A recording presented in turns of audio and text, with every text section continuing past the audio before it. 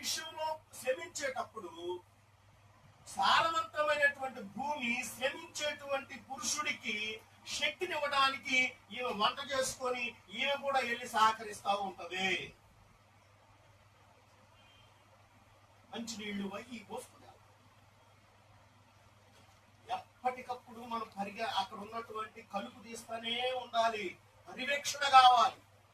ఆ కలుపు తీయడానికి భార్యాభర్తలు ఇద్దరు కూడా ఏకమైతేనే కలుపు మొక్కలను మనం వేరేయటానికి తేలిక, లేకపోతే మన వల్ల కాదు. ఇద్దరు ఏకం అవ్వాలి. సారవంతమైనటువంటి భూమి, శ్రమించే శక్తి కలిగిన పురుషుడు. ఆ ఏకత్వంలో, ఆ భిన్నత్వంలో నుంచి ఏకత్వం కలగటమే దేవుడు మనకు అనుగ్రహించినటువంటి దేవుని గ్రంథం. దేవునికి స్తోత్రం కలుగును. దీని నిమిత్తం ఈ ఫలించేటువంటి జీవితం నీకైనా నాకైనా మనకి ఎవరికైనా ఈ ఫలించే జీవితం కావాలంటే స్త్రీ భూమిగా మారాలి, పురుషుడు సాగు చేసేవాడిగా. మామూలు మా కుమారులు ఎదిగిన మొక్కల వలె ఉన్నారు. మొక్కలు మనకు కావాల్సింది ఏంటి? ముందు మొక్క స్తంభాల. కుటుంబానికి కావాల్సింది ఏంటి? మొక్కల స్తంభాల.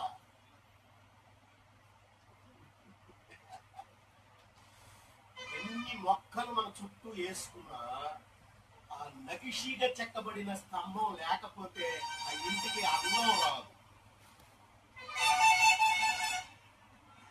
మనకు కావాల్సింది ఏంటంటే ముందు చుట్టూ మొక్కలు ఉండాలి. ఆ నగిషిగా చెక్కబడినటువంటి ఆ మూల కంబాలు మనకు అవసరమే, కానీ వాటిని కాపాడటానికి ఈ మొక్కలు అవసరం ఉంది. దేవునికి స్తోత్రం. అందుకనే ఏమంటాడంటే నగిషిగా చెక్కడం తేలిక, కానీ మొక్క ఎదగడమే కష్టం. అందుకని ముందు మొక్క కావాలి, ఆ తర్వాతే ఆడపిల్లలు. అంటే మా కుమార్తెలు నగరుకాయ చెక్కబడిన మూలకంబములు. అంటే ఇవన్నీ మనకి కావలసినటువంటి ఈ విషయంలో మనం చూస్తే ఆ గురువుల్ని ఏదేటువంటి క్రమంలో ఒక్కొక్కసారి, అందుకని యేసు ప్రభు ఆయన ప్రభు మరి అక్కడ గురుగులు కూడా ఉన్నాయి, మేము వెళ్ళి కోసేయమా అన్నాడు. ప్రభు అంటున్నాడు, వద్దొద్దు, పాతకాలం వస్తుంది, అప్పుడు దాన్ని వేరు చేస్తాను, మీరు ఇప్పుడు చెయ్యొద్దు అన్నాడు దేవుడు. అంటే దాని అర్థం ఏంటంటే కోతకాలం. ఇప్పుడు ఫర్ ఎగ్జాంపుల్ మీకు తెలిసినంత వరకు చెప్పండి, తీసే సమయం ఏంటి? అది నేను అడిగిన పాయింట్ ఒకసారి మళ్ళీ మనం చూసి, కలుపు మొక్కలు ఏ సమయంలో తీస్తారు?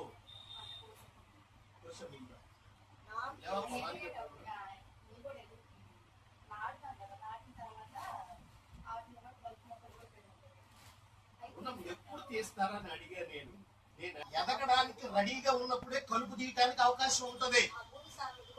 ఇది ఇంతెత్తు పెరిగిన తర్వాత అది కంకేసే టైంలో కలుపు తీయటానికి వీల్లేదు. ఎందుకంటే ఈ కలుపు తీస్తే ఈ మొక్క కూడా పాడైపోతాయి.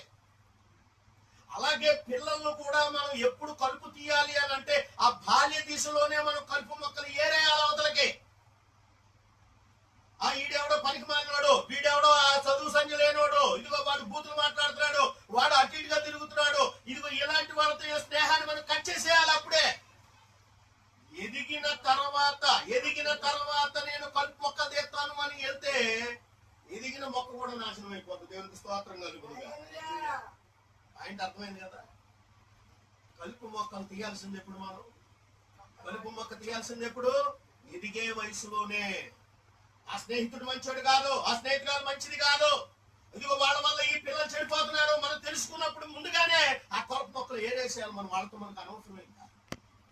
ఎందుకంటే ఈ మొక్క పెరగాలి, ఈ మొక్క పెరిగి ఏమవ్వాలి? ఇప్పుడు ఫలాభివృద్ధిలోకి రావాలి. ఇది ఫలాభివృద్ధిలోకి రావాలి అని అంటే ఇక్కడ భూమి, రైతు ఇద్దరు ఏకం అవ్వాలి. దేవునికి స్తోత్రం. ఇద్దరు మాట ఒకటే ఉండాలి. ఇద్దరు మాట ఎలా ఉండాలి? ఒక్కటే ఉండాలి. భూమిలో నాటిన మొక్క పక్కన కలుపు తీయటానికి రైతు వెళ్ళినప్పుడు ఈ భూమి నాలో నాటబడినటువంటి ఆ మొక్కను కూడా నువ్వు ఎందుకు బీగుతావు, నువ్వు పీకడానికి లేదు అని అర్థం తీసింది అనుకో, అది కూడా లోపలికి నాటుకుంటుంది. ఇప్పుడు చేయాల్సింది ఏంటంటే ఆ భూమి కూడా సహకరించాలి. దేవునికి స్తోత్ర. భూమి కూడా ఏం చేయాలి? ఇప్పుడు సహకరించాలి. సహకరిస్తేనే ఆ మొక్క పీకినప్పుడు ఈ మొక్క నిలబడుతుంది. ఇద్దరు ఒక మాట మీదకి రావటం అంటే తప్పు చేసినప్పుడు ఒకళ్ళు ఇది తప్పు అని చెప్పగలిగేటువంటి సామర్థ్యత ఉండాలి మన దగ్గర. తండ్రి కొట్టేటప్పుడు తల్లి దగ్గరికి వెళ్ళకూడదు, తల్లి కొట్టేటప్పుడు తండ్రి కూడా దగ్గరికి వెళ్ళకూడదు. వీళ్ళిద్దరూ కూడా ఏకీభవించి వాళ్ళ దారిలో పెట్టడానికి మనం సామర్థ్యత కలిగి ఉండాలి. అందుకని ఈ రైతు దేశానికి వెన్నెముక అనేది ఎందుకు అన్నారు అంటే ఇందుకే అన్నాడు. రైతు దేశానికి వెన్నెముక, కుటుంబానికి పురుషుడు వెన్నెముక అయి ఉంటాడు. వెన్నెముక లేకుండా సంసారాలు వల్ల కాదు. అందుకని ఫలం ఫలించాలి, ఫలాభివృద్ధి పొందాలి. ఇక్కడ మనం చూస్తే ఒకటి భూమి స్త్రీ అయి ఉండాలి, పురుషుడు సాగు చేసే రైతు అయి ఉండాలి. ఆ యొక్క వేసినటువంటి ఆ యొక్క పంటకు కాపుదలగా చుట్టూ కంచె ఉండాలి. అంటే దేవుని యొక్క భయం కూడా భక్తి కూడా మనకి అవసరమై ఉన్నది. వాటిలో ఉన్నటువంటి కలుపు తీయడానికి ఇద్దరు ఏకీభవించాలి. ఇద్దరు కూడా ఏమైతే ఏకీభవించాలి అంటే ఏం చేయాలి? మనం పరిశీలకులుగా ఉండాలి. మనం పరిశీలన చేయాలి. వీడు వెళ్తున్నాడు స్కూల్కి వెళ్తున్నాడు, ఏం చదువుతున్నాడు, ఏంట్రా ఒకసారి దగ్గర మాట్లాడాలి. మరి మాటల్లోనే మనకు అర్థమైపోతూ ఉంటుంది. అందుకు చాలా మంది ఏంటంటే వచ్చి కాగానే ముందు మార్పు లిస్ట్ చూస్తూ ఉంటారు. నేను మార్పులు చూసే వాళ్ళని చూస్తే నాకు కోపం వస్తుంది. మార్పులు కాదు మనం చూడాల్సింది, ప్రవర్తన యావత్తు కూడా పర్యవేక్షణతో చూడాలి. మార్పులు ఒకటి తక్కువ వస్తుంది, ఒకటి ఎక్కువ వస్తుంది, దాని గురించి పట్టించుకోకూడదు. అది పట్టించుకోకూడదు. 100 రావాల్సిందే నీకెందుకు వచ్చినాయి అని అనకూడదు.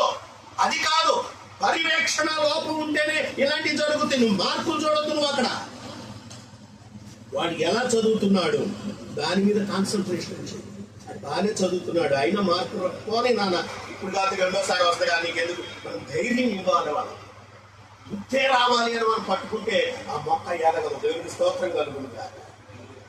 అందుకనే కొంతమంది రైతులు పొలాల్లో పంటేస్తే ఒకడంట 40 బస్తాలు పండించేస్తున్నాను అంటాడు, ఒకడికి 5 బస్తాలే పండుతుంది.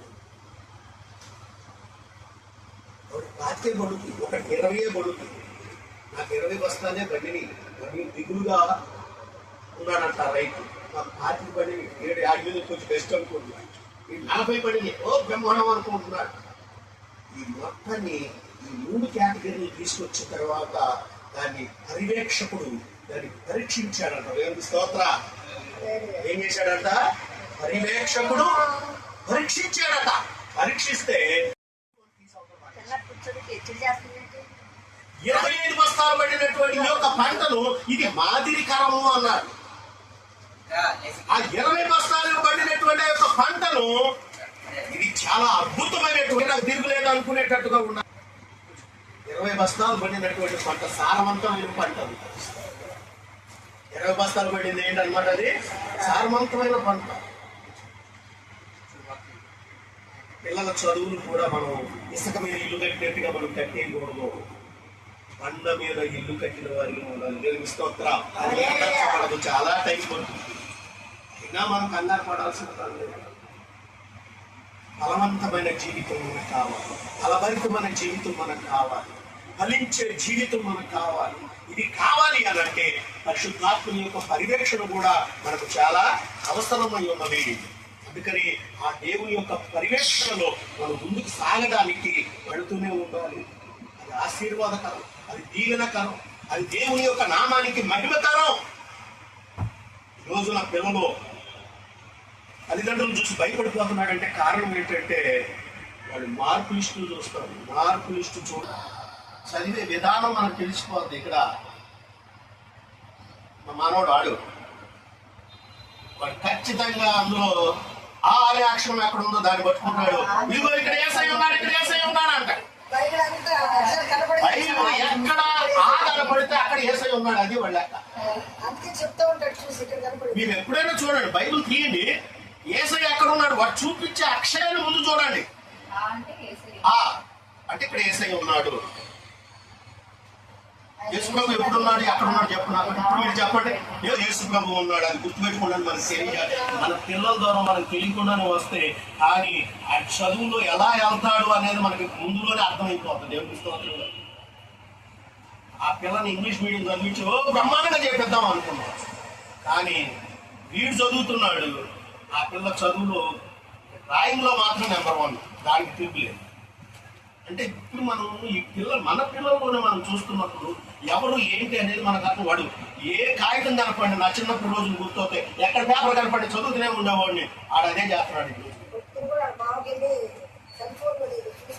ఆ పిల్లలని మనం ఎప్పటికప్పుడు పర్యవేక్షిస్తున్నప్పుడు ఆ పర్యవేక్షణలో ఎవడు ఏంటి అనేది మనకు తెలిసిపోతుంది. మాటకారు ఎన్నో మాటలు మాట్లాడేసి వెళ్తా ఉంటాం. మాటలు కాదు ఇక్కడ కావాల్సింది, చేతలు కావాలి. దాంతోపాటు చదువులో కూడా ముందు ఉండాలి. మనం పర్యవేక్షణ కావాలి. ఆ పర్యవేక్షణ లేకపోవడమే ఆ పంట పొలం సరిగ్గా పండకపోవడం కారణం. దేవునికి స్తోత్రం కలుగును. హల్లెలూయా. ప్రియమైనటువంటి దేవుని పిల్లల, పొలం పనికి వెళ్ళే వాళ్ళని మీరు ఒక్కసారి గమనించండి. కుటుంబాలు మనమే ఆటోమేటిక్గా బాగా కట్టేసుకుంటాం. కారణం ఏంటంటే పొలంలో గడ్డి కోసేది ఎవరు? పొలంలో గడ్డి కోసేది ఎవరు? ఇంట్లో 4 పశువులు ఉన్నాయి, పొలంలో గడ్డి కోసేది ఎవరు? కరెక్ట్గా చెప్పాలి. ఎందుకంటే మీరు పొలాల్లో ఉంటారు, మీ చుట్టుపక్కల. పొలంలో గడ్డి కోసేది ఎవరు? ఎప్పుడు వెళ్తాడు? ఇక్కడతో వెళ్ళిపోతాడు. ఎప్పుడు పొద్దు కూడా రాదు, అది వేకు పొద్దుగానే వెళ్ళిపోతాడు. వెళ్ళిపోయి పనంతా చేసుకొని దానికి నీళ్ళు పెట్టి దాని చుట్టుపక్కల ఏమన్నా ఇల్లు తీసేసి గడ్డి కోసి ఆ పనులు కడతాడు. స్త్రీ ఎప్పుడు వెళ్తుంది? పొద్దెక్కే టైంలో వెళ్ళి ఆయనకి ఆ అన్నం అన్ని పెట్టి మరి ఆ పనం మోసుకొచ్చేది ఎవరు? స్త్రీయే. పని ఏం చేస్తుంది? మోసుకొచ్చేస్తుంది. అంటే మోసింది అతను, మోసుకొచ్చేది. అంటే కుటుంబ భారాన్ని మోసేది ఎవరు? స్త్రీ. కుటుంబ బరువును మోసేది ఎవరు? బరువు వేరు, భారం వేరు. మనకి ఇక అన్ని అందులో పెట్టుకోవాలి. బరువు వేరు. ఇప్పుడు దీన్ని దేంతో మనం కొలతేస్తాం? మనం దేంతో లెక్క? ఇది గ్రాములు అంటే బరువు. అర్థమైంది? ఇప్పుడు ఏంటిది? ఇది నా మెడలోకి వచ్చింది. ఇప్పుడు నాకేమైంది? ఇది భారం. ఇప్పుడు నేను బయటికి వెళ్ళినా ఇంట్లోకి వచ్చిన ముందు దీన్ని చూసుకుంటా ఉండాలి. ఎందుకంటే భారం. మనం కొనేటప్పుడు ఇది బరువు, కానీ మోసేటప్పుడు భారం. అంటే సంపాదించేటప్పుడు బరువుగా కష్టపడి డబ్బు తీసుకొస్తాం, కానీ ఆ కుటుంబాన్ని సంరక్షించుకునే విధానంలో భార్య భారాన్ని మోస్తుంది. దేవునికి స్తోత్ర. అందుకని ఆమెను భార్య అన్నాడు, ఇతన్ని భర్త అన్నాడు. బాగా నేర్పం లేదు ఇక్కడ, బాగా తాకట్టు ఉంది. అంటాడు బరువు మోసేవాడు పురుషులు, బరువులు మోసేవాళ్ళు స్త్రీలు, భారం మోసేవాళ్ళు. ఇద్దరూ సమానమే, కానీ ఈ సమానంలో కించిత్ తేడాలు కనపడుతూ ఉంటాయి మనకి. దేవునికి స్తోత్రం కలుగును గాక. కుటుంబంలో ఆ యొక్క స్త్రీ ఎంత భారాన్ని మోసినా కాస్తంత హ్యాపీగా ఉంటుంది. ఆ బరువు మోసేటువంటి వాడు ఇంటికి వచ్చి ఆటోమేటిక్గా అలసిపోతాడు. ఎందుకంటే ఆ బరువు మోసేటప్పుడు ఎలా ఉంటుందంటే ఒక్కసారి ఆ బరువు అంతా మోసేయాలి. ఇప్పుడు శేఖర్ తిరిగినటువంటి వ్యక్తి ఏం చేస్తాడు? ఆ మడి కట్టుకుంటా, ఈ చేసుకుంటా ఒళ్ళంతా ఆటోమేటిక్ ఇదైపోతుంది. భారం మోసే స్త్రీ ఏంటంటే ఆ చుట్టూలో ఉన్నటువంటి ఆ యొక్క అన్ని సంరక్షించుకుంటా, నిదానంగా పొడిగా మంట వేసుకుంటా, కొంచెం ఆ పని చేసుకుంటా, ఈ పనులు కాస్తంత పైన తేలిగ్గా ఉంటాయి. కుటుంబాన్ని సంరక్షించుకుంటే విధానంలో ఇది పెద్ద ఇది అనిపించదు. ఎందుకంటే ఒక్కసారి ఒరువుని కష్టపెట్టినటువంటి వాడు ఆటోమేటిక్ ఏమైపోతున్నాడు? బరువెక్కిపోయినటువంటి ఆ భారంతో ఇంటికి వచ్చి అలా దేవునికి స్తోత్రంగా అనుగుణంగా. ఇది మన పర్యవేక్షణ లేకపోవటం వల్ల ఏం జరుగుతుందంటే నువ్వెంత అనే స్థాయిలోకి మనం వెళ్ళిపోతున్నాం. అందుకనే పంట పొలాలు పండాలి అంటే భార్య భారం మోసేదై ఉండాలి, భర్త బరువును మోసేవాడై ఉండాలి. దేవునికి స్తోత్ర.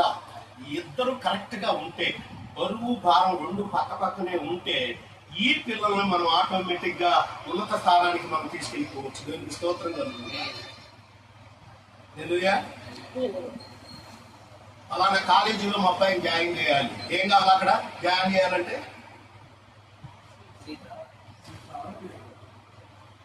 బరువు కావాలి. జాయిన్ చేయాలంటే ఏం కావాలి? అదే బాబు, బరువు కావాలి. బరువు, నీ బరువు ఎంత? నేను డాన్ బాస్కోలో జాయిన్ చేస్తా, లేకపోతే నేను ఇక్కడ జాయిన్ చేస్తా, అక్కడ జాయిన్ చేస్తా, నువ్వు ఆ ఢిల్లీ పబ్లిక్ స్కూల్లో నా కొడుకుని జాయిన్ చేస్తా అనుకున్నావు. Very good. అందులో జాయిన్ చేయాలంటే నీకు కావాల్సింది ఏంటి? ముందు బరువు కావాలి. బరువు ఎంతో గంట తీసుకొచ్చాము, అందులో కడుతున్నాం, బాగానే ఉంది. ఇప్పుడు బరువు ఎక్కువసేపు ఉంటుందా, భారం ఎక్కువసేపు ఉంటుందా? భారమే ఎక్కువసేపు ఉంటుంది. ఎందుకంటే బరువు ఎట్టబట్ట అప్పో సప్పో చేస్తాం, ముందు కడతాం. కానీ ఆ వచ్చిన పిల్లోడు ఏం చదువుతున్నాడు, వాడు ఏం రాస్తున్నాడు, వాడు కరెక్ట్గా వెళ్తున్నాడా లేదా, ఇవన్నీ పర్యవేక్షించుకొని భారం మోసేటువంటి ఆ స్త్రీ మనం సంవత్సరానికి ఒకసారి 2 సార్లు కడతాం మనం బరువు. కానీ సంవత్సరం భారం మోస్తూనే ఉండాలి. దేవునికి స్తోత్రం కలుగుతుంది. అంటే ఇప్పుడు 2 ఏమై ఉండాలి? ఇప్పుడు అప్పు చేసిన దాన్ని కట్టాలంటే ఇటు బరువు మోతనే ఉండాలి, బరువు సంపాదిస్తూనే ఉండాలి కదా. ఇద్దరు కూడా సమంగా కనపడాలి. దేవునికి స్తోత్రం కలుగుతుంది. అలాగే ఆ కుటుంబంలో ఉన్నటువంటి ఆ పిల్లలు ఎదగడానికి చుట్టూ మనం ఎప్పుడు కంచె వేస్తూనే ఉండాలి. పరిశుద్ధాత్మ యొక్క పర్యవేక్షణ పిల్లలకు ఉండాలి. పొద్దున్న వెళ్ళేటప్పుడు పుస్తకాలు చేతికి ఇచ్చామా, బయలుదేరుతున్నారు అంటే మనం చెప్పకుండానే వాళ్ళు పుస్తకాలు దగ్గర పెట్టుకొని మోకరించి ప్రార్థన చేసుకుని, వాక్యం చదువుకొని ప్రార్థన చేసుకుని, అమ్మాయి ఇల్లు వస్తాను అని అంటే ఆయన చేసుకున్నాడు కదా అని మనం వదిలేయకూడదు. రానా అని చెప్పి మళ్ళీ దగ్గర నుంచి పెట్టుకొని మనం ప్రార్థన చేసి మన పిల్లలు బయటికి పంపించాలి. దేవునికి స్తోత్రం. పర్యవేక్షణ అంటే అదే.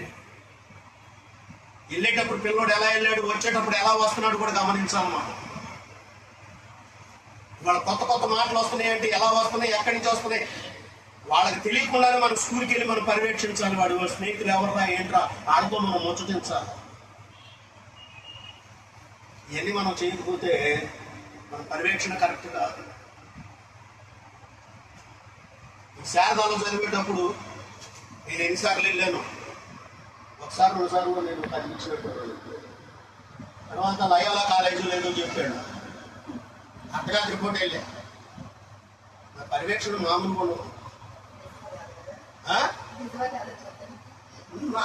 ఇప్పుడు నా కొడుకు, నా కూతురు స్టెల్లాలో చదువుతున్నాను ఉంది. ఆ పిల్ల దగ్గరికి ఎన్నిసార్లు వెళ్ళాను, మాండిసోరికి ఎన్నిసార్లు వెళ్ళాను వాళ్ళకి తెలుసా. పిల్లల మీద పర్యవేక్షణ చాలా కరెక్ట్గా ఉంది. ఆడు ఏంటి అది వేసుకుంటుంది సిపి బ్రౌన్స్ చదివేటప్పుడు ఎన్నిసార్లు వెళ్ళేవాడు కింద. ఆడి పై స్కూల్లో ఉండేవాడు, కిందకి వెళ్ళేవాడు, ఆఫీసులో కూర్చొని మాట్లాడేవాడు. ఏంటి మా అబ్బాయి ప్రోగ్రెస్ ఏంటి, ఎలా ఉంది ఏంటి అనేది మొత్తం పర్యవేక్షించుకొని మళ్ళీ అమ్మటే వచ్చేసేది. ఎక్కడ ఏ స్కూళ్ళలో చదివినా పిల్లలందరినీ ఏ చేయవేటి అనేవాడు స్కూల్లో. ఆ మాటలు ఎందుకు వచ్చినాయి, అక్కడ దేనికి వచ్చినాయి? తండ్రి యొక్క పర్యవేక్షణ ఎలా ఉంది అక్కడ ఉన్నటువంటి ఆ స్కూల్లో ఉన్నటువంటి మన స్టువార్ట్ గారి, మాంసార్ గారు కానీ మరి వీళ్ళందరూ మాట్లాడుతున్నారు అని అంటే మీకు ఆ ఇది ఎక్కడి నుంచి వచ్చింది? మీకు తెలియకుండానే మీ స్కూళ్ళలోకి నా పర్యవేక్షణ బోర్డు అంత ఉందనేది గుర్తుపెట్టుకోవాలి. పొద్దున్న వెళ్ళిపోతాం, సేవకు వెళ్ళిపోతాం, అయినా ఏదో ఒక టైం చూసేసుకొని తకామంటే వెళ్ళి వాళ్ళతో కూర్చొని మాట్లాడేసి వచ్చేస్తాం. పర్యవేక్షణ కరెక్ట్గా ఉండాలి. అందుకని పరిశుద్ధాత్మ దేవుని యొక్క పర్యవేక్షణ మన పిల్లలకి ఇచ్చేటప్పుడు మనం వాళ్ళు వెళ్ళేటప్పుడు ముందు ప్రార్థన చేసుకొని తెచ్చుకొని నేర్చుకోండి. ఆడపిల్లలు మీ అందరికి నేను చెప్పేది, వాళ్ళు బైబిల్ చదువుకొని ప్రార్థన చేసుకొని, ప్రభువా నాకు మంచి జ్ఞానాన్ని ఇవ్వు, నా చదువులో ఫస్ట్ రావాలని నేను ప్రార్థన చేసుకోవాలి. ప్రభువా నీ దాసునికి, నా బిడ్డలకు నీ కాపుదల భద్రత అనుగ్రహించు, రాకపోకలను తోడుగా ఉండయ్యా, వారి చదువు యొక్క పర్యవేక్షకుడివై ఆయన మా కాపుదల దయచేయమని మీరు ప్రార్థన చేయాలి. ఇది కుటుంబానికి చాలా ముఖ్యమైనటువంటి అంశం. దేవునికి స్తోత్రం కలుగునుగా. హల్లెలూయా. అందుకని యేసు ప్రభు కూడా ఏమంటాడంటే, మొదట నా నీతిని, నా రాజ్యమును వెదకుడి, అవన్నీ మీకు దొరుకుతాయి అన్నాడు. ఎందుకు దొరకవు? అన్నీ దొరుకుతాయి మనకి, కానీ మనం ఏం చేస్తున్నామంటే వాటిని పొందుకోలేకపోతున్నాం. దేవునికి స్తోత్రం కలుగునుగా. మనం ఏం వెతకాలి? ముందు మొదట నా నీతిని, నా రాజ్యం, నీతి ఎతకమన్నాడు ముందు, తర్వాత రాజ్యాన్ని వెతకమన్నాడు రెండోది. అప్పుడు మీకు అవన్నీ దొరుకుతాయి అన్నాడు. అందుకని నీతిని మనం పిల్లలకు బోధించాలి. ఎవరికైనా ఆకలి అవుతుందో మన బిడ్డ క్యారేజ్ ఇచ్చి పంపించాం, ఆ క్యారేజ్ తీసుకుని వెళ్ళాడు, అవతల ఆకలితో బాధపడుతున్నాడు, ఈ క్యారేజ్ ఇచ్చి ముందు తినరా అని చెప్పగలిగేటువంటి మనసు వాడి కలిగేలాగా మనం చేయాలి మన పిల్లలకి. దేవునికి స్తోత్రం కలుగుతుందా. అదే నీతి. ఆ పని వాడు చేసేవాడు ఎరా చేస్తాడు, వాడు చేశాడు, చేయకుండా లేదు రేపు మనం ఏం మాట చెప్పం. ఇదిగో ఆ పిల్ల చేస్తాడు. నా ఇంట్లో ఎవరెవరు ఏం చేస్తారు అనేది నా పర్యవేక్షణ బోర్డు అనుకుంది. విలువైన వస్తువులు బోర్డు మందికి ఇచ్చేసి వచ్చేసి నాకు లేక మేము బాధపడతాం అంటే వానే నానా దేవుడు చూసుకుంటాడని ఆ విషయం ఎందుకు నేను చెప్తున్నాను. మన యొక్క పెంపకంలో పెరిగినటువంటి పిల్లలు ఇంక ఎప్పటికీ కూడా దారి దేవునికి స్తోత్రం కలుగునుగా. హల్లెలూయా. అందుకని మనం ఇక్కడ ఈ పంట పొలం ఫలాభివృద్ధి పొందాలి అని అంటే ఆ భూమిగా భార్య, రైతుగా పురుషుడు ఎప్పుడైతే మారతారో ఆ పంట పొలం ఫలాభివృద్ధిలోకి వస్తుంది. దానికి కాపుదల పరిశుద్ధాత్మ దేవుడు అయి ఉన్నాడు. మరి పంట బాగా ఎదగాలంటే ఏమేయాలని ఎరువు వేయాలి. దేవుని స్తోత్రం. ప్రభు అంటున్నాడు, పెంట కుప్పల నుండి దీనులను పైకి లేకువాడనై. అంటే ఏంటి దాని అర్థం? ఎరువు ఏమేయాలంట మనం? ఆ పెంట కుప్పలో తీసుకెళ్లి ఎరువు వేయాలి. చాలా మంది ఇప్పుడు ఏం చేస్తున్నారంటే నీవుగా, అందుకనే జీడి పట్టిపోవడానికి కారణం అదే. నత్రజని అని, అదని ఇదని భాస్వరం అని అన్ని వేసేసి అప్పటికప్పుడు వచ్చేటువంటి పంటని వాళ్ళు ఏదో చేస్తున్నాయి, కానీ అది కరెక్ట్ కాదు. వాటిని మనం తోలి దాన్ని దీన్ని మిక్సింగ్ చేస్తేనే పంట బ్రహ్మాండంగా పండుతుంది. దేవునికి స్తోత్రం కలుగునుగా. అంటే ఎరువు పెంట కుప్పను తీసుకొచ్చి వేయమన్నావు. మరి మీ పిల్లలు బాగా ఎదగాలి కానీ ఏ పెంట కుప్పలు తీసుకొచ్చేయాలి మీరు? దీనికి సమాధానం చెప్పదు. నువ్వైనా ఎవరైనా సరే మన ఇరుకులు, మన ఇబ్బందులు, మన కష్టాలు, మనం పడేటువంటి ప్రతి శ్రమ మన బిడ్డలకి చిన్నతనం నుంచి కూడా వాళ్ళకి అర్థమైపోవాలి. చాలా మంది తల్లిదండ్రులు చేసే తప్పు ఏంటంటే వాళ్ళు పడే కష్టాలు మన బిడ్డలకు తెలియకూడదని దాచిపెట్టి వాళ్ళు ఏది అడిగితే అది ఇచ్చేసి, వాళ్ళు ఏది కావాలంటే అది కొనిచ్చేసి ఆఖరి కాలంలో ఏం చేస్తున్నారు అంటే తగ్గమని చేస్తున్నారు. హైబ్రిడ్ విత్తనాలుగా ఎదిగిపోయి కూలిపోతున్నారు.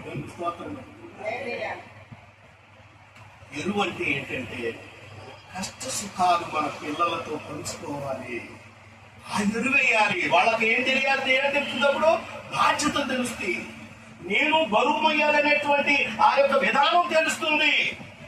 నేను బాగా వృద్ధిలోకి రావాలి, నా తల్లిదండ్రులు పడిన కష్టాలు నా పిల్లలు పడకుండా ఉండాలి అని అంటే నేను బాగా ఎదిగి ఫలించే ఫలాభివృద్ధిలో ఉంది.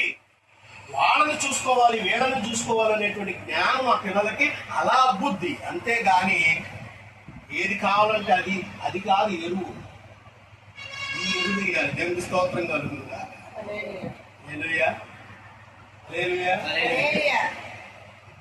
పంట పండింది, పాత కోశం, కుప్ప నూసాం. ఆ కుప్ప నూసిన తర్వాత ఇప్పుడు బస్తాల్లోకి ఎత్తాలి. దేంట్లోకి ఎత్తాలి? ధాన్యం మనకి ఆ బస్తాల్లోకి ఎత్తాలి, అవునా? ఇప్పుడు ఆ బస్తాల్లోకి ఎలా వెళ్తుంది ఆ ధాన్యం అంతా? చాటతో ఎత్తిపోయాలి.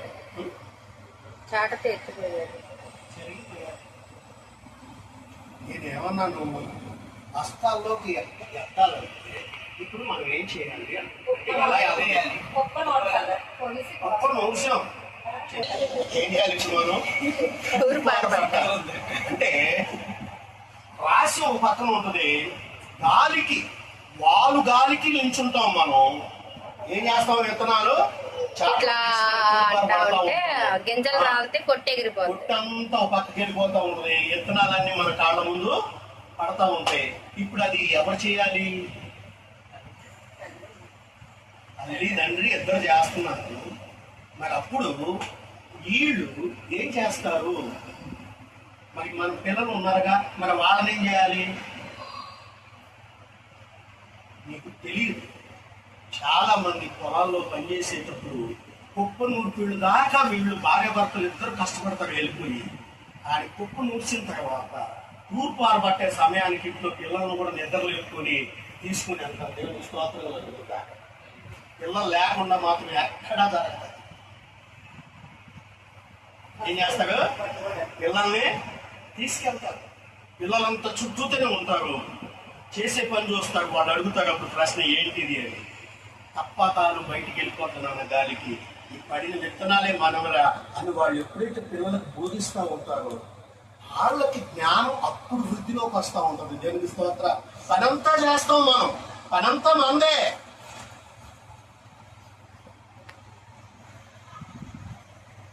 అర్థమైంది ఇప్పుడు పాయింట్? అంటే ఇప్పుడు తల్లి తన బిడ్డకు వంట నేర్పియాలి. ఎప్పుడు నేర్పియాలి?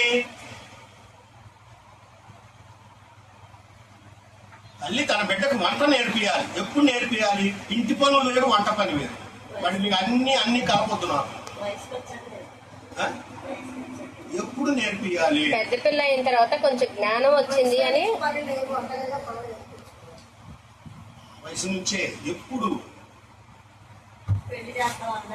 వాళ్ళు ఆటగోల్తానంగా ఉండంగానే వాళ్ళు అటు ఇటు తిరుగుతూ ఉన్నప్పుడే మనం చేసేది ఏంటంటే కాయలు అమ్మాయిట్రా, ఆ కాయలకి కట్టుకుని నీళ్ళు పట్ట ఏంటి నీళ్ళతో కూడా కడగాల. పిల్లలు అడుగుతూ ఉంటారు. వాళ్ళకి తేలిక పనులు చెప్తాం. ఈ నీళ్ళతో ఇలా కడగాలి, దీనికి ఈ కాయని ఎంత శుభ్రం చేయాలి, దీన్ని ఇలా తీసుకురావాలి, ఇలా పెట్టాలి అన్ని చెప్తూ ఉంటాం. అవన్నీ ఎట్లాగా పక్కనే ఉండి చెప్పం. అలా ఆడుకుంటానే అన్ని మైండ్లోకి వెళ్ళిపోతూ ఉంటాయి. అని వంట నేర్పించేటప్పుడు ఏం చేస్తామంటే దగ్గరకు నిల్చోబెట్టుకొని దీనికి ఇన్ని పాలలో దీన్ని తెయ్యాలి, దీన్ని తెయ్యాలి, ఇది ఇలా వేయాలి, ఇలా కలపాలి, ఇలా పెట్టాలి అంటే పదంతా ఎప్పుడు వచ్చేసింది? ఆటగోతనంలో వచ్చేసింది. వంట చేసే టయానికి పక్కన నిల్చోబెట్టుకుంటే చాలా మిగతా పనంతా వచ్చేసినట్టే లెక్క. అన్ని దగ్గరుండి మనం నేర్పించిన పనే లేదు. తేలిగ్గా అయిపోతుంది. దేవునికి స్తోత్రం కలుగునుగా. అందుకనే పంట నూర్పిళ్ళు కోతలు కోసే దగ్గర కానీ, ఆ నూర్పిడి నూర్చేటప్పుడు కానీ, కుట్టు కొట్టేటప్పుడు కానీ, మొత్తం ధాన్యం పోసేటప్పుడు కానీ పిల్లలతో పని లేదు వాళ్ళకి. ఆటోమేటిక్ వాళ్ళు వస్తూ ఉంటారు, చూస్తూ ఉంటారు, వెళ్ళిపోతూ ఉంటారు. కానీ అసలు పని ఎక్కడ ఉంది? తూర్పారు బట్టే దగ్గర ఉంది. బస్తాల్లోకి ఎత్తే ముందే ఉంది అసలు కథ. పిల్లలు ఏమనుకుంటారు? పడిన పంట అంతా మా బస్తాల్లోకి వచ్చేస్తుంది అనుకుంటాడు. అలా అనుకోకూడదు. వాడు సంపాదించిందంతా మన సొంతం అవ్వదు. దేవునికి స్తోత్రం. పిల్లలకు అదే తెలవాలి. ఇప్పుడు సంపాదించిన సంపాదన అంతా మన కాదు. అందులో కొన్ని అప్పులు ఉంటాయి, కొన్ని లోన్లు ఉంటాయి, కొన్ని ఈఎంఐలు ఉంటాయి, ఏదో ఉంటాయి, రకరకాల అన్ని పోతాయి. ఇది కూడా నాయన ఇందులో నుంచే మనం అంతా మన వృత్తిలోకి రావాలి. ఇంత పెద్ద పొలం చేస్తే అంత వచ్చిందా, అయితే నేను ఇంకా కొంచెం పెద్ద పొలంలో చేయాలి పని అనే జ్ఞానం వాళ్ళకి అబ్బాలి అనంటే ఆ తూర్పాల బట్టే దగ్గరికి తీసుకురావాలి. దేవునికి స్తోత్రం కలుగుతుంది. అప్పుడు ఆ బస్తాల్లోకి ఎత్తడానికి వాళ్ళకి మైండ్ సెట్ అవుతుంది. అంటే చాలా మందికి తల్లిదండ్రులకి ఇంత పరిజ్ఞానం లేక పిల్లలకి ఎందుకంటే ఇవన్నీ అనుకుంటా వెళ్ళిపోతూ ఉండటం వల్ల కుటుంబాలు ఎదగట్లేదు. ఈ రోజులు దేవునికి స్తోత్రం. ఫలింపు రావట్లా. ఫలించాలి, ఫలాభివృద్ధిని ఉండాలి. దేవుడు ఎదగటం అంటే మాటలు కాదు. మనం ఎదుగుతూ మన పిల్లల్ని ఎదిగిస్తూ సమాజానికి మనం మాదిరికరంగా ఉంటూ మన కష్టం మనం పడుతూ మన సంపాదన మనం సంపాదించుకుంటూ మన తిండి మనం తింటూ మన బరువు మనమే మోసుకుంటూ మన భారాన్ని మనమే భరించుకుంటూ సమాజానికి మనం ఎలా కనపడుతున్నాము అంటే గోడ కొట్టినటువంటి సున్నం ఎంత తెల్లగా కనపడుతాం మనం సమాజానికి అలా కనపడతాం అంతే. దాని వెనక ఎంత బాధ ఉందో అనేది ఎవ్వడికి అనవసరం. దేవునికి స్తోత్రం కలుగుతుందా? కుటుంబంలో అప్పుడు గొడవలు వస్తాయా? మాటలు తేడాలు వస్తాయా? రావు. ఎందుకంటే అంతా కూడా సమానంగా వెళ్ళిపోతుంది బయలు అక్కడ. దేవునికి స్తోత్రం కలుగుతుందా? ఇది నా పని, నా బాధ్యత. ఫలించాలి. మనం ఫలాభివృద్ధిలో ఉండాలి. మన కుటుంబాలు ఎదగాలి అని అంటే భార్యాభర్తలు ఇద్దరు కూడా ఒకరు భూమి గాను ఒకరు సాగు చేయవారు గాను. భూమి భరించుద్ది, భారం మోస్తుంది, భరించేది భారం మోసేది అని అన్నాం కదా. మరి రైతు పొలంలో ఏం చేస్తాడు? ముందు నాగంతో దున్నుతాడుగా. మరి దున్నినప్పుడు ఆ నాగలి మరి ఆ కక్కు లోపలికి దిగి వెళ్ళేటప్పుడు ఆ భూమి ఎంత వేదన పడి ఉంటది. అదే ప్రసవ వేదన, దేవునికి స్తోత్రం. అదే బరువు ఆ బాధ పోయాలి తప్పది. ఇట్లా కనుక మనం ఆలోచించుకుంటే, పొలాన్ని మనం సాదృశ్యంగా తీసుకుంటే మన కుటుంబాన్ని ఆటోమేటిక్గా కట్టేసుకోవచ్చు. దేవునికి స్తోత్రం కలుగుతుందా. ఎక్కడో దూరం వెళ్ళి ఎవరో మనకు నేర్పించాల్సిన పని. కాసేపు దాన్ని పనిచేసే వాళ్ళని చూస్తే చాలు, నా కుటుంబాన్ని ఇలా కట్టుకోవాలనేది మనకు అర్థమైపోతుంది. ఆ విధంగా మనం ఫలించి ఫలాభివృద్ధిలో దేవుని కృపలో వర్ధిల్లుతూ మన కుటుంబాన్ని కూడా ఫలాభివృద్ధిలో తీసుకొద్దాం. దేవుడు తన పరిశుద్ధ వాక్యం తన వెంటనే దీవించి ఆశీర్వదించి నడిపించుకుగాక. ఆమేన్.